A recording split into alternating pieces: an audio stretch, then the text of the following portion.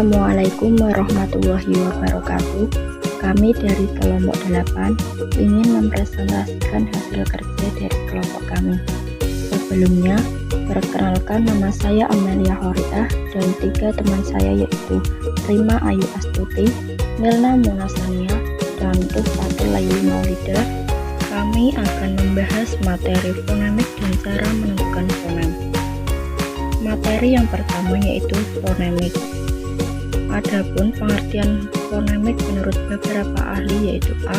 Menurut Verheer, fonemik adalah bidang khusus dalam linguistik yang mengamati bunyi-bunyi suatu bahasa tertentu menurut fungsinya untuk membedakan leksikal dalam bahasa.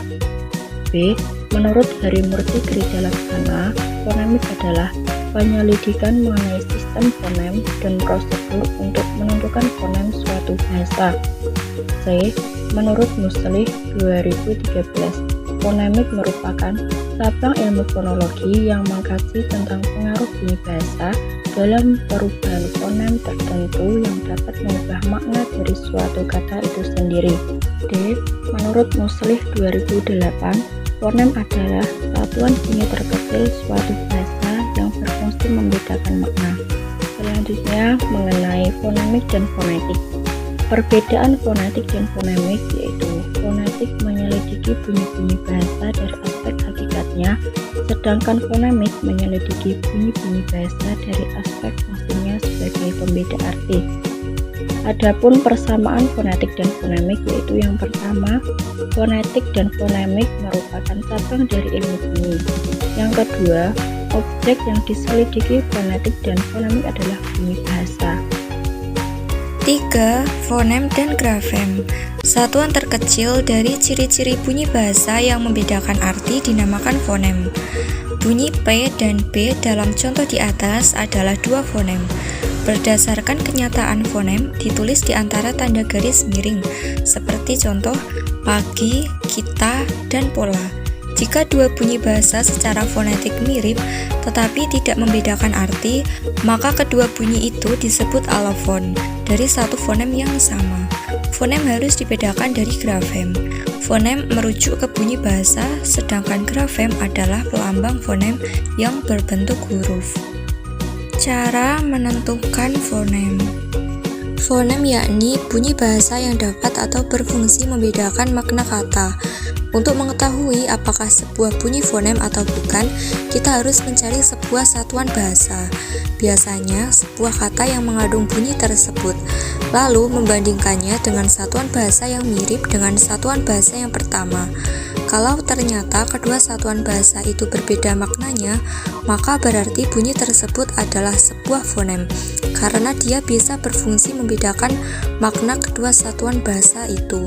Jadi, untuk membuktikan sebuah fonem atau bukan, harus mencari pasangan minimalnya.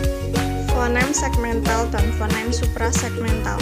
Fonem segmental yaitu fonem yang berupa bunyi yang didapat sebagai hasil segmentasi terhadap ujaran arus ujaran. Fonem suprasegmental yaitu fonem yang berupa unsur-unsur suprasegmental atau fonem non-segmental. Cara menentukan fonem menurut buku analisis bahasa atau fonologi. Yang pertama, memperhatikan fungsi pembeda. Yang kedua, pasangan minimal, beban fungsional, ekofonem, duifonem, dan alofonemis. Untuk dapat menentukan fonem-fonem suatu bahasa, kita perlu mengetahui seperti yang telah disebutkan di atas. Yang pertama, pasangan minimal dan beban fungsional. Suatu bunyi yang mempunyai fungsi untuk membedakan kata dari kata yang lain dapat disebut sebuah fonem. Identifikasi semacam ini bisa diketahui dengan cara mencari dan membandingkan dengan pasangan minimal, misalnya lupa dan lupa, merupakan kata yang jelas berbeda sebagai kata. Yang kedua, penafsiran ekofonem dan penafsiran duifonem. Ada kalanya dalam menggolongkan bunyi tertentu, kita analisis secara fonetis ke dalam fonem tertentu. Dapat kita hadapi kesulitan khusus, misalnya apakah kita tafsirkan bunyi atau dengan break pada kata Inggris break sebagai satu fonem atau afrikat, atau 2 fonem atau masing-masing ketupat dan frikatif.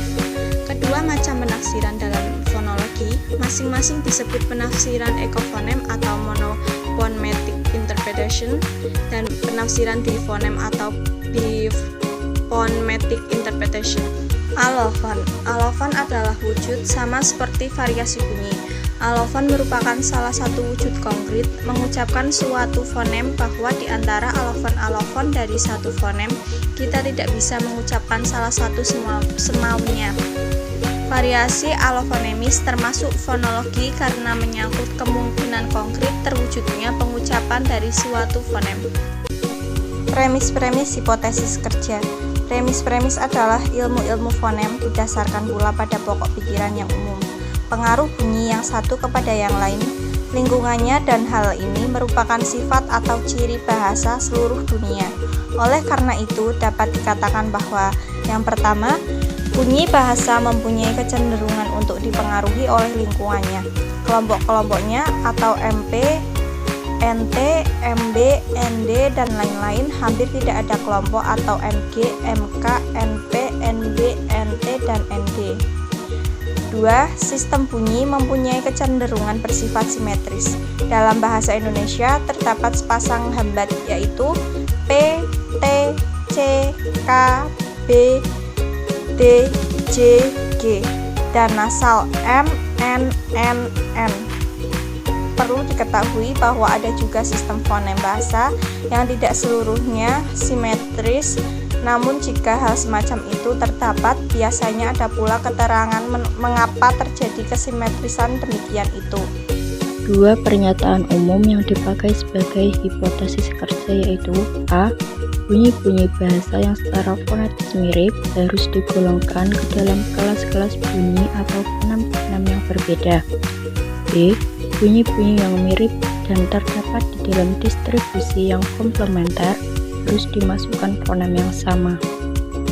Cukup sekian pembahasan yang dapat kelompok kami sampaikan. Apabila ada kesalahan, kami mohon maaf yang sebesar-besarnya. Terima kasih. Wassalamualaikum warahmatullahi wabarakatuh.